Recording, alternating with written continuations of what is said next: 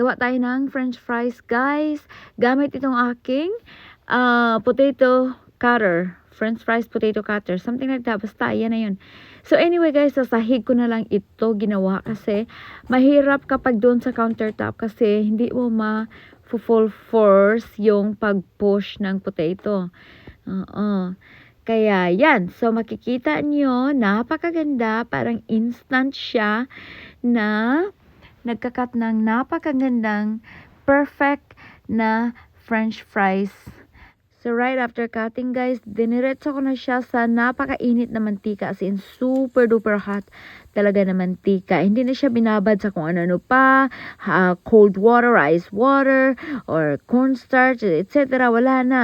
Diretso na, ganyan na lang ang itsura. Kasama pang balat niyan, okay, guys? Pero, masarap yan kasi, alam mo na, ikaw talaga gumawa, walang preservatives, at kung ano pa.